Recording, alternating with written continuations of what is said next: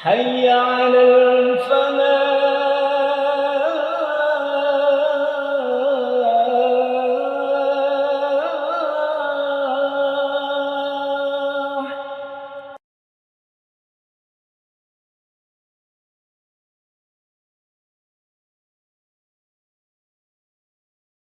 بسم الله الرحمن الرحيم. السلام عليكم ورحمة الله وبركاته. إن الحمد لله نحمده ونستعينه ونستهديه ونستغفره ونتوب إليه من شرور أنفسنا ومن سيئات أعمالنا. من يهده الله فلا مضل له ومن يضلله فلا هادي له. أشهد أن لا إله إلا الله وحده لا شريك له، وأشهد أن محمدًا عبده ورسوله وحبيبه وخليله، صلوات ربي وسلامه وبركته عليه وعلى آله وأصحابه إلى يوم يبعثون، يوم لا ينفع مال ولا بنون إلا من أتى الله بقلب سليم. قال الله تعالى في محكم تنزيل: أعوذ بالله من الشيطان الرجيم. بسم الله الرحمن الرحيم. يا أيها الناس اتقوا ربكم إن زلزلة الساعة شيء عظيم، يوم ترونها تذهل كل مرضعة عما أرضعت وتضع كل ذات حمل حملها وترى الناس سكارى وما هم بسكارى ولكن عذاب الله شديد. صدق الله العظيم. Jamaah salat maghrib Masjid Al-Falah rahimani wa rahimakumullah. Tidak ada ucapan yang paling pantas kecuali ucapan rasa syukur kita kepada Allah Subhanahu wa taala. Mari kita bersama-sama mengucapkan rasa syukur itu dengan mengucapkan kalimat hamdalah, alhamdulillahi rabbil alamin. Salawat dan salam kepada junjungan kita Nabi besar Muhammad sallallahu alaihi wasallam. Allahumma salli wa sallim wa barik alaih, kepada keluarga, sahabat, dan kita semua sebagai pengikutnya hingga akhir yaumul qiyamah. Jamaah sekalian rahimani wa rahimakumullah, di momentum yang sangat mulia ini sebaiknya atau seyogyanya kita memperbanyak salawat kepada baginda Nabi besar Muhammad sallallahu alaihi wasallam. Jamaah salat maghrib Masjid Al-Falah yang dimuliakan Allah Subhanahu wa taala. Mari kita awali pertemuan kita pada malam hari ini dengan membaca bersama-sama basmalah. Bismillahirrahmanirrahim. Jamaah sekalian yang dimuliakan Allah Subhanahu wa taala, pada malam ini saya mengambil tema yang berjudul dua kelompok manusia pada hari kiamat, atau dua golongan utama pada hari kiamat. Jamaah sekalian rahimani wa rahimakumullah, sebelum kemudian kita membahas apa dua golongan itu, mari kita pelajari bersama apa itu hari kiamat. Jamaah sekalian rahimani wa rahimakumullah, hari kiamat adalah hari berakhirnya kehidupan dunia. Dan hari kiamat itu juga dikatakan sebagai permulaan kehidupan akhirat. Kemudian jamaah sekalian rahimani wa rahimakumullah, hari kiamat adalah hari di mana manusia akan dibangkitkan dan mendapatkan pengadilan pada hari itu. Dan Allah Subhanahu wa taala akan memberikan balasan sesuai dengan amal perbuatan manusia masing-masing, sesuai dengan apa yang dilakukan ketika hidup di dunia. Jamaah sekalian rahimani wa rahimakumullah, hari kiamat itu adalah hari di mana harta dan anak-anak tidak lagi bermanfaat kecuali bagi mereka yang datang menghadap Allah Subhanahu wa taala membawa hati yang bersih. Yauma la yanfa'u malu wala banun, tidak lagi bermanfaat harta-harta dan anak-anak illa man atallaha biqalbin salim, kecuali bagi mereka yang datang kepada Allah Subhanahu wa taala dalam keadaan hati yang salim, hati yang bersih. Jemaah sekalian rahimani wa rahimakumullah, mengulang sedikit tentang qalbun salim itu, yaitu adalah hatinya orang-orang yang soleh, hatinya para ulama, hatinya para anbiya, hatinya para rasul-rasul Allah Subhanahu wa taala. Ada juga hati qalbun marid, ya, hatinya orang-orang yang sakit, ya, hati orang sakit, ya. Hatinya yang sakit. Jamaah sekalian rahimani wa rahimakumullah, hati yang sakit ini adalah hatinya orang yang fasik, orang yang senantiasa meremehkan atau senantiasa melalaikan perintah Allah Subhanahu wa taala dan senantiasa melakukan larangan Allah. Inilah hati yang sakit. Kemudian ada juga qalbun mayyit, hati yang mati. Hati yang mati ini mereka adalah orang-orang yang tidak mau mendengarkan kebaikan sedikit pun. Kebaikan yang datang kepada mereka tidak pernah didengarkan. Maka Allah Subhanahu wa taala menjanjikan kepada orang yang memiliki qalbun mayyit ini sebagai balasan neraka. Na'udzubillahi minan nar. Jemaah sekalian rahimani wa rahimakumullah, tentang nama-nama hari kiamat. Al-qiyamah itu sendiri, fasammahu Allahu biyaumil qiyamah li'annahu yaumu yaqumu fihi an-nasu li rabbil alamin. Hari kiamat ini dikatakan sebagai hari kiamat adalah karena hari kiamat itu adalah hari di mana dibangkitkannya seluruh manusia untuk menghadap Rabbul Alamin. Allah Subhanahu wa taala berfirman di dalam surah Al-Infitar, di dalam surah Al-Mutaffifin ayat yang keempat sampai ke-6. Ala yadhunnu ulaika annahum mab'utsuna liyaumin 'adzim yauma yaqumun nasu lirabbil alamin. Tidakkah mereka itu mengira bahwa sesungguhnya mereka akan dibangkitkan liyaumin 'adzim, pada suatu hari yang besar, yauma yaqumun nasu lirabbil alamin, yaitu pada hari ketika semua orang bangkit menghadap Tuhan seluruh alam. Itu penamaan yang pertama. Kemudian penamaan yang kedua adalah yaumul hisab, sammahullahu biyaumil hisab, hadza ma tu'aduna liyaumil hisab. Inilah apa yang dijanjikan kepadamu pada hari perhitungan. Wa qalu rabbana ajjil lana qittana qabla yaumil hisab. Dan mereka berkata, ya Tuhan kami, segerakanlah azab yang diperuntukkan kepada kami sebelum hari perhitungan. Ini adalah doa orang-orang yang senantiasa ketika hidup di dunia itu selalu melakukan maksiat, sehingga disegerakan diminta azab kepada Allah Subhanahu wa taala agar di kemudian hari tidak ada lagi azab bagi mereka. Jamaah sekalian rahimani wa rahimakumullah, yaqumu jami'i li rabbil alamin wa yaqdillahu azza wa jalla bainal khalaiq.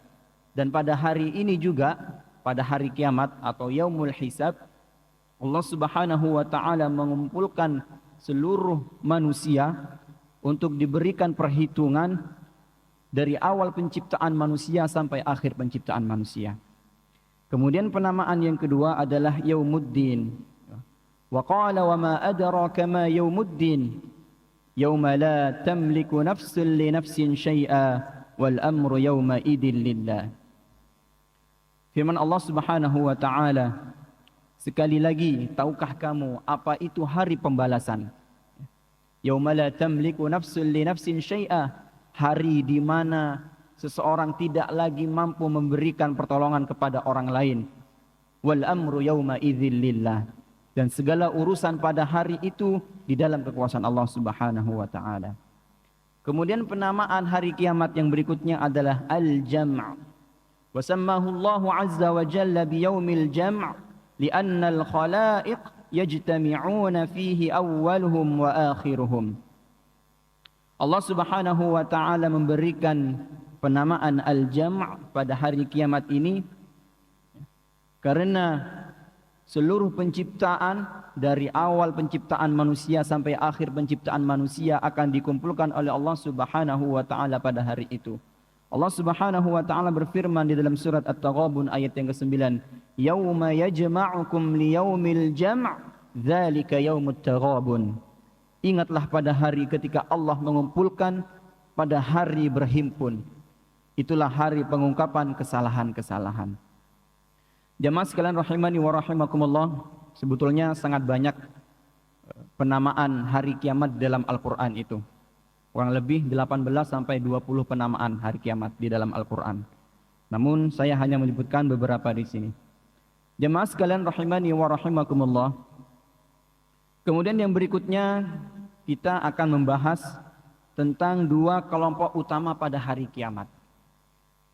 Jamaah sekalian rahimani wa rahimakumullah, ini adalah kelompok secara umum ya. Kalau bahasanya di surah Al-Waqi'ah itu adalah ashabul yamin wa ashabus shimal ya. Kalau bahasa di surah Az-Zumar ya, ada golongan orang-orang yang bertakwa dan ada golongan orang-orang yang kafir. Tetapi saya dalam pertemuan kali ini akan mengambil dari surah Al-Infitar ya. Al-Infitar ayat 13 dan 14. Innal abrara lafi na'im.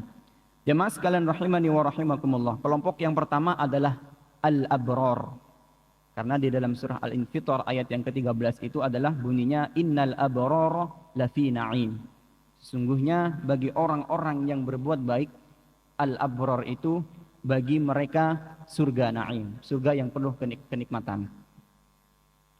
Jemaah sekalian rahimani wa rahimakumullah. Mari kita bahas apa itu al-abrar. Abrar itu berasal dari kata barra yabirru. Artinya adalah daratan. Lawan dari kata al-bahr, lautan. Allah Subhanahu wa taala berfirman, "Dhaharal fasadu fil barri wal bahr bima kasabat aydin nas." Telah nampak kerusakan di daratan maupun di lautan karena ulah tangan manusia. Di dalam surah Ar-Rum ayat yang ke-41. Kemudian jemaah sekalian rahimani wa rahimakumullah, kalau kita berbicara daratan, berarti kita berbicara tentang sesuatu hal yang sangat luas. Kemudian kalimat ini diartikan keluasannya dalam berbuat baik. Terkadang kalimat barra atau birro itu dinisbatkan kepada Allah Subhanahu wa taala. Contohnya, innahu huwal barrur rahim. Sesungguhnya Allah itu adalah senantiasa memberikan kebaikan kepada hambanya. Kemudian terkadang barra juga dinisbatkan kepada manusia. Contoh di dalam surah Maryam ayat yang ke-14, wa barram biwalidayhi wa lam yakun jabbaran 'asiyya. Dan sangat berbakti kepada kedua orang tuanya, dan dia bukan orang yang sombong, bukan pula orang yang durhaka. Jemaah sekalian rahimani wa rahimakumullah, yang pertama al-barra bisa dinisbatkan kepada Allah. Ayatnya adalah innahu huwal barrur rahim, dialah yang maha melimpahkan kebaikan, maha penyayang. Yang kedua al-barra itu bisa dinisbatkan kepada manusia, wa barram biwalidayhi wa lam yakun jabbaran 'asiyya. Makanya ada istilah birrul walidain. Birrul walidain adalah lawan dari uququl walidain, durhaka kepada orang tua. Jadi kalimat barra adalah berbuat baik ya. Diartikan keluasannya dalam berbuat baik ya. Karena makna asalnya adalah daratan, lawan dari kata al-bahr. Kemudian jemaah sekalian rahimani wa rahimakumullah, di dalam Al-Qur'an itu ada istilah as-salihin, al-muhsinin, dan al-abrar. Ketiga kata ini memiliki persamaan, yaitu mengacu kepada sesuatu hal yang baik. Al-muslihin adalah mereka yang senantiasa menjalankan perintah Allah. Al-muhsinin juga menjalankan perintah Allah. al-abror juga orang-orang yang berbakti. Persamaannya adalah mengacu kepada perbuatan kebaikan.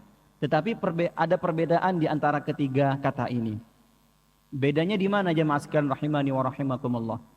Di dalam tafsir Al-Hikmah, tafsir juz amma, tafsir juz 30 yang disusun oleh Ustadz A'am Amrullah, di situ disebutkan bahwa yang pertama al-muslihin.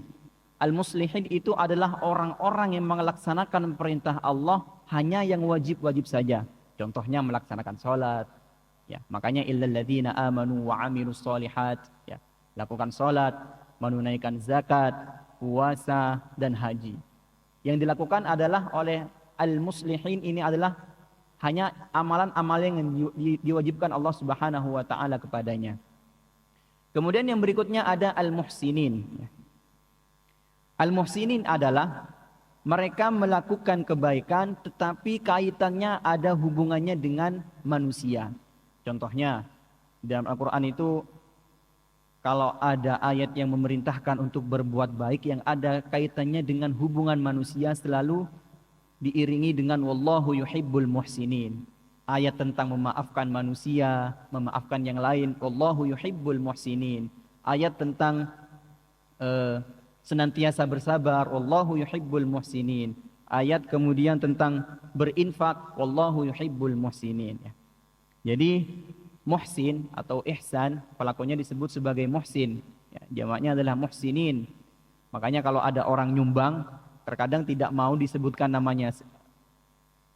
Terkadang menyampaikan kepada panitia muhsinin ya. Muhsinin itu adalah orang yang memberikan sebagian hartanya dalam proyek-proyek tertentu ya. Makanya muhsin itu adalah perbuatan baik yang ada hubungannya dengan manusia. Kemudian yang terakhir adalah kalimat al-abror. Al-abror ini adalah gabungan di antara keduanya. Al-abror itu mereka yang muslihin, mereka yang as-salihin, dan mereka juga yang muhsinin. Al-abror itu adalah mereka yang melakukan ibadah yang diperintahkan Allah Subhanahu wa taala, ibadah-ibadah yang wajib, dan juga menjaga hubungan sosial terhadap sesama.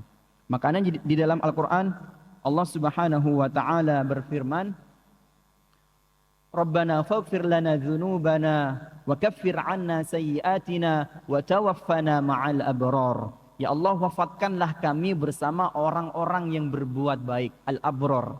Ya, kita senantiasa meminta kepada Allah Subhanahu wa taala agar kita diwafatkan dalam keadaan Islam, dalam keadaan beriman bersama orang-orang yang berbakti, bersama orang-orang yang abrar. Ya, bukan karena abror itu mencakup orang yang solihin dan orang-orang yang muhsinin. Jamaah sekalian rahimani wa rahimakumullah, mengapa abror itu sangat penting ya?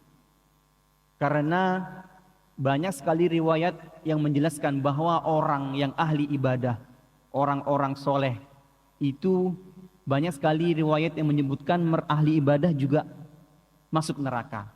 Na'udzubillahi minan nar. Saya akan menyebutkan beberapa contoh. Contoh yang pertama adalah ketika para sahabat menceritakan fulanah taqumu bil lail wa tasumu bin nahar. Ya Rasulullah, ada seorang fulanah sahabiah yang ketika malam dia menghidupkannya dengan melaksanakan sholat, membaca Quran, dan ketika siang fulanah ini berpuasa, kemudian bersedekah. Wa tu'dhi jiranaha bilisaniha. Tetapi kata para sahabat, perempuan ini senantiasa melukai hati saudaranya. Saudaranya seringkali disakiti hatinya, seringkali diinjak-injak harga dirinya. Maka kata Rasulullah sallallahu alaihi wasallam, la khaira fiha hiya min ahlin nar. Ketahuilah wahai para sahabatku, sesungguhnya pada seorang fulanah itu tidak ada kebaikan di dalam dirinya dan dia termasuk dalam ahli neraka. Nauzubillahi minan nar. Jamaah sekalian rahimani wa rahimakumullah. Inilah potret orang yang soleh, orang yang ahli ibadah juga masuk neraka. Kenapa? Karena tidak diimbangi dengan hubungan sosial yang baik. Sholatnya mungkin sangat khusyuk, lebih khusyuk daripada kita. Puasanya juga lebih banyak mungkin daripada kita. Tetapi kemudian tidak diimbangi dengan hubungan sosial yang baik. Maka kata Rasulullah SAW, hiya min ahlin nar. Dia adalah penduduk neraka. Kemudian para sahabat juga melanjutkan, wa fulanah tusallil maktubah, dan ada seorang sahabiah juga ya Rasulullah, mereka hanya melakukan ibadah yang diwajibkan saja seperti salat, ya, puasa, zakat, ya. Wa tasaddaqu bil aswarin wa la tu'zi ahadan.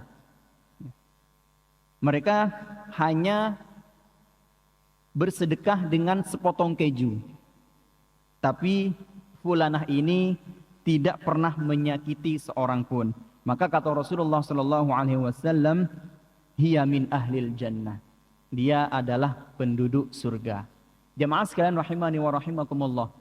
Seseorang fulanah sahabiah di zaman Nabi SAW yang ibadahnya hanya pas-pasan, hanya melakukan ibadah yang diwajibkan Allah Subhanahu wa taala, dan juga diimbangi dengan hubungan sosial yang baik, hanya bersedekah dengan sepotong keju, maka Rasulullah SAW menjamin surga baginya. Jemaah sekalian rahimani wa rahimakumullah. Sekali lagi, betapa pentingnya kita menjaga hubungan kepada Allah Subhanahu wa taala dan menjaga hubungan sosial antar sesama. Jemaah sekalian rahimani wa rahimakumullah. Contoh yang kedua adalah ketika Rasulullah SAW bertanya kepada para sahabatnya, atadruna manil muflis? Wahai para sahabatku, tahukah kalian siapa mereka yang bangkrut? Kata para sahabat, orang yang bangkrut itu adalah orang yang tidak memiliki harta sedikit pun. Kata Rasulullah SAW, faqala innal muflis min ummati ya'ti yawmal qiyamati bi salatin wa siyamin wa zakatin wa ya'ti qad syatama hadha wa qadhafa hadha wa akala mala hadha. Orang yang bangkrut adalah orang yang pada hari kiamat datang dengan berbangga dengan amal salatnya, berbangga dengan amal puasanya, berbangga dengan amal zakatnya.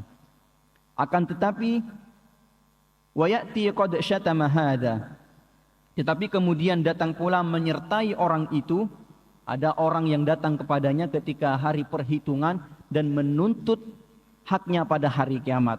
Kenapa? Karena dulunya orang ini selalu mencaci maki saudaranya.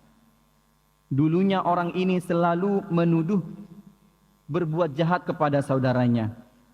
Dulunya ketika hidup dunia orang ini senantiasa memakan hartanya orang lain. Maka Allah Subhanahu wa taala datangkan orang yang pernah dizalimi olehnya untuk menuntut haknya, maka orang ini masuk ke dalam neraka, dan termasuk orang-orang yang muflis adalah orang-orang yang bangkrut. Jemaah sekalian rahimani wa rahimakumullah. Kemudian contoh yang ketiga, contoh yang terakhir, pentingnya kita menjadi orang-orang yang abror atau berteman dengan orang-orang yang abror, tidak hanya soleh tetapi juga muhsin, ya. Haddatsana Abdullah bin Maslamah an Malik an Zaid bin Aslam an Atha bin Yasar an Abbas qala qala an-nabi sallallahu alaihi wasallam uritun nar. Aku, kata Nabi sallallahu alaihi wasallam, diperlihatkan oleh Allah Subhanahu wa taala neraka. Fa idza aktsaru ahlihan nisa. Ternyata kebanyakan penghuni neraka di dalamnya adalah perempuan. Ini mohon maaf ibu-ibu yang lagi mendengarkan. Ini sabda Nabi Shallallahu Alaihi Wasallam. Ternyata banyak dari penduduk neraka itu adalah dari wanita. Mengapa demikian? Karena mereka sering mengingkari. Apa yang mereka ingkari? Apakah karena mereka mengingkari Allah Subhanahu Wa Taala? Kata Nabi Shallallahu Alaihi Wasallam, mereka mengingkari pemberian suami. Yakfurnal ashir wa yakfurnal ihsan. Mereka mengingkari perbuatan kebaikan yang dilakukan oleh suaminya kepadanya.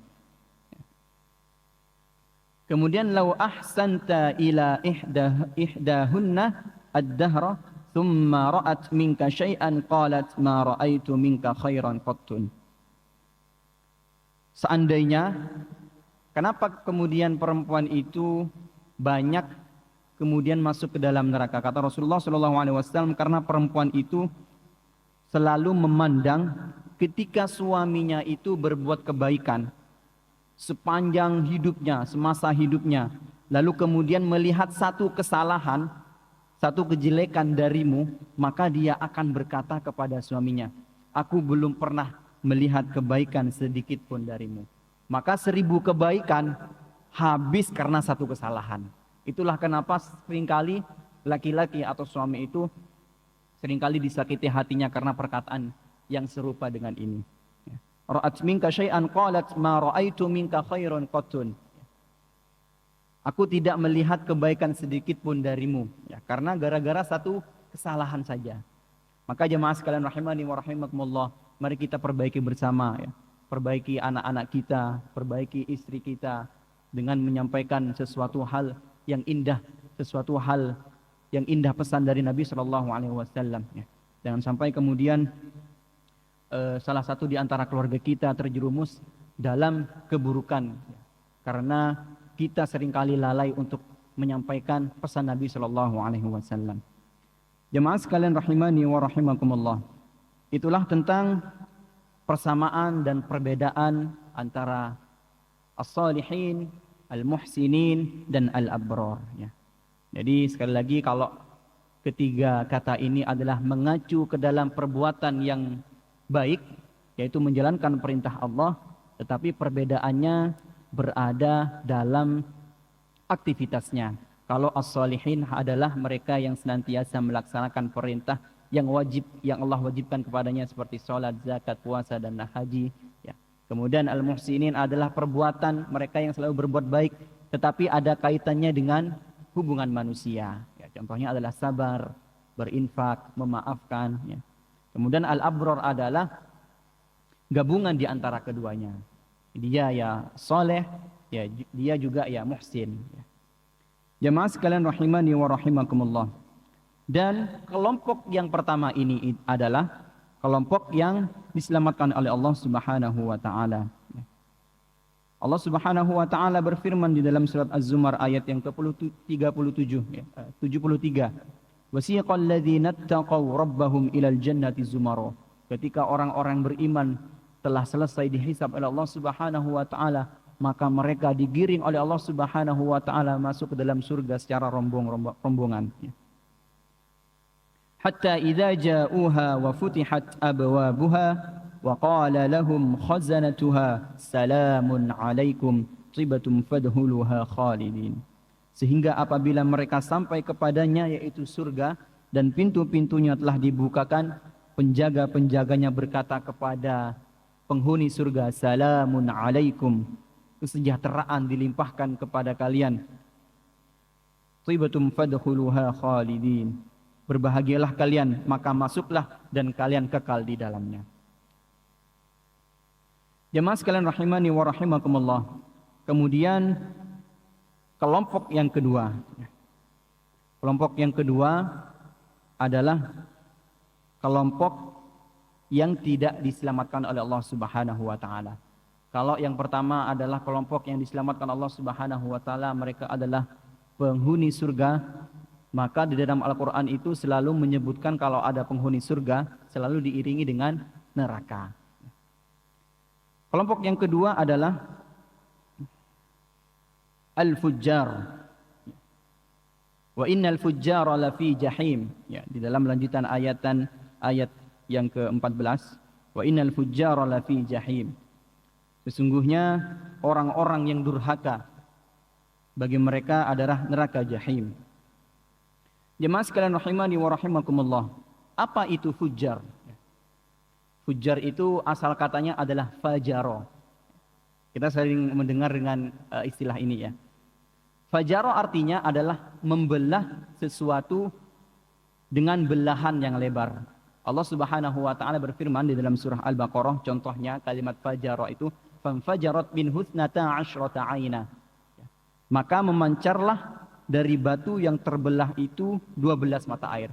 Ketika Nabi Musa alaihi salatu wasallam meminta kepada Allah agar diturunkan air, maka Allah memerintahkan kepada Nabi Musa untuk kemudian mengetok tongkatnya di antara batu-batu. Maka fanfajarat min husnata asyrata aina, maka memancarlah 12 mata air di balik batu itu.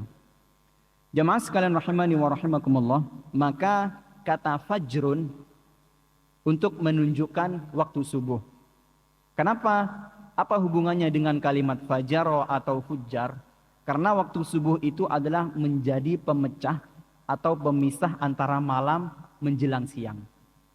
Jadi jemaah sekalian rahimani wa rahimakumullah, kalimat fajar dan fajrun atau fujar atau afjar jamaknya itu masih ada kaitannya karena masih satu kalimat, masih satu kata. Maka kata al-fujur yang makna aslinya membelah atau merobek atau merusak, penutup nilai keagamaan agama Islam, maka pelakunya disebut sebagai fajir, orang yang durhaka. Maka jamaknya adalah fujar atau fajar. Ulaika humul kafaratul fajar. Jadi jemaah sekalian rahimani wa rahimakumullah, saya akan mengulangi bahwa kalimat fajar itu artinya adalah membelah sesuatu dengan belahan yang lebar. Kemudian kalimat fajar waktu subuh adalah menjadi pemecah atau menjadi pemisah antara malam menjelang siang. Kemudian kalimat fujur banyak sekali disebutkan, salah satunya di dalam hadis Nabi SAW. Innal kadzib yahdi ilal fujur wa innal fujur yahdi ilan nar. Sesungguhnya berdusta itu akan menghantarkan bagi pelakunya ke dalam fujur, ke dalam kedurhakaan, dan kedurhakaan itu akan mengantar pada pelakunya kepada neraka. Na'udzubillahi minan nar. Maka pelakunya disebut sebagai fajir. Kata ini memiliki makna kedurhakaan kepada Allah Subhanahu wa taala dan merusak hubungan terhadap manusia. Jadi kalau tadi al-abror adalah gabungan orang-orang yang as-solihin dan muhsinin, gabungan antara orang-orang yang selalu taat kepada Allah Subhanahu wa taala dan menjaga hubungan terhadap manusia, maka fujur ini adalah orang yang bermaksiat kepada Allah Subhanahu wa taala dan juga merusak hubungan terhadap sesama. Maka jemaah sekalian rahimani wa rahimakumullah, ini adalah golongan orang yang dicampakkan oleh Allah Subhanahu wa taala dan tidak akan mendapatkan syafaat dari Allah Subhanahu wa taala. Nauzubillahi min dzalik. Jemaah sekalian rahimani wa rahimakumullah. Kemudian orang-orang yang fujur ini atau fajarah ini oleh Allah Subhanahu wa taala digiring. Wasiqal ladzina kafaru ila jahannam zumara, dan orang-orang yang kafir digiring ke neraka jahanam secara berombongan. Mereka bersama circle-nya, bersama kelompoknya digiring oleh Allah Subhanahu wa taala ke dalam neraka yang apinya menyala-nyala. Hatta idza ja'uha futihat abwabuha wa qala lahum khazanatuha alam ya'tikum rusulun minkum. Apakah belum datang kepada kalian seorang rasul yang membacakan ayat suci Al-Quran, ayat-ayat Tuhanmu, dan memperingatkanmu akan pertemuan dengan hari ini? Maka mereka menjawab, bala walakin haqqat kalimatul azabi 'alal kafirin. Benar bahwa dahulu telah datang kepada kami rasul yang membacakan ayat-ayat Tuhan. Maka tetapi ketetapan mereka azab pasti berlaku terhadap orang-orang yang kafir. Qila dakhulu abwaaba jahannam khalidina fiha fabi'sa mathwal mutakabbirin. Dikatakan kepada mereka bahwa masukilah pintu-pintu neraka jahanam itu, kamu kekal di dalamnya, maka neraka jahanam itu adalah seburuk-buruk tempat tinggal bagi orang yang menyombongkan diri. Jemaah sekalian rahimani wa rahimakumullah. Kemudian yang berikutnya adalah yang harus menjadi perhatian kita bersama, bahwa hadis Nabi SAW ada beberapa golongan orang yang akan mendapatkan syafaat. Sab'atun yudhilluhumullahu fi dhillihi yawma la dhilla illa dhilluh.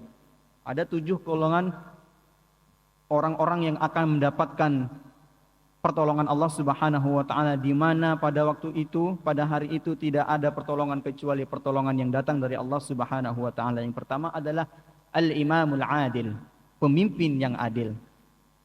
Maka jemaah sekalian rahimani wa rahimakumullah, menjadi pemimpin itu bukan sesuatu hal yang gampang. Jangan sampai kemudian menjadi pemimpin itu sebagai memperkaya diri. Padahal terlepas dari itu, menjadi pemimpin itu adalah amanah yang sangat besar. Karena apalagi dia menjadi seorang pemimpin negara, dia harus menegakkan keadilan. Hak-hak orang yang dizolimi harus ditegakkan. Makanya ada istilah adil itu, ada juga istilah zalim. Makanya pemimpin itu tidak boleh zalim. Zalim itu kalau kita maknai, ya, banyak sekali riwayat menyebutkan bahwa zalim itu tidak menempatkan sesuatu pada tempatnya.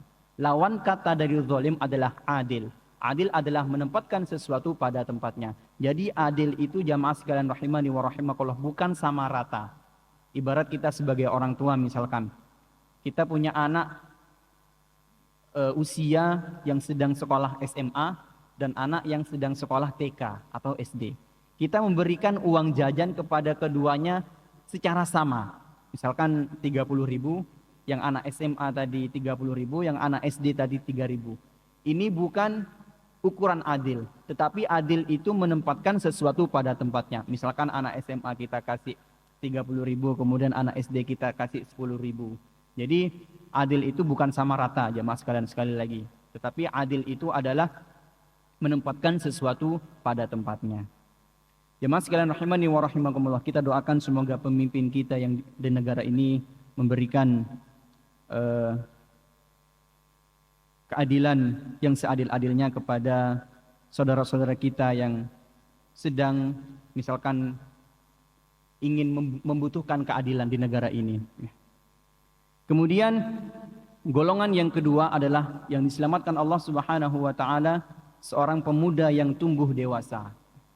Jadi jemaah sekalian rahimani wa rahimakumullah, di poin yang kedua adalah seorang pemuda, ya. Kita garis bawahi adalah seorang pemuda. Mengapa pemuda? Ternyata pemuda itu punya sofwah. Sofwah itu kecenderungan berperilaku. Pemuda itu memiliki kecenderungan berperilaku yang minimal dia melakukan hal yang sia-sia, maksimal dia maksiat.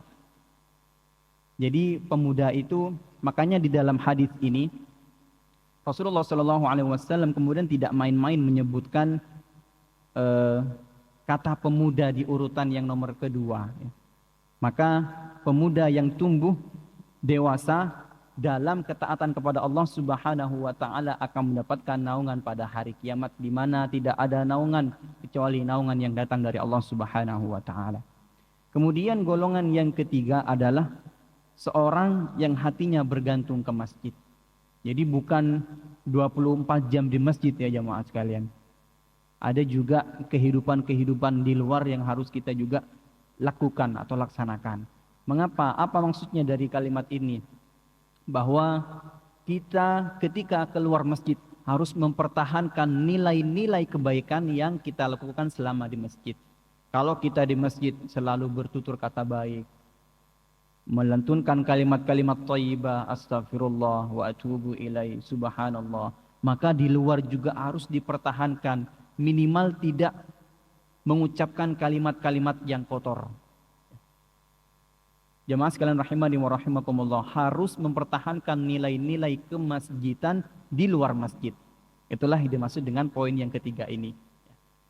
Kemudian yang berikutnya adalah dua orang yang saling mencintai di jalan Allah Subhanahu wa taala dan bertemu berpisah karena Allah Subhanahu wa taala. Teringat kisah seorang ulama yang bernama Hasan Al-Basri ketika mengatakan kepada para muridnya, wahai para muridku, jika kalian suatu saat nanti tidak mendapatiku di dalam surga, maka carilah aku di neraka. Mungkin kalian masuk surga terlebih dahulu daripada aku. Maka carilah dan minta kepada Allah agar aku dimasukkan ke dalam surganya Allah Subhanahu wa taala. Jemaah sekalian rahimani wa rahimakumullah.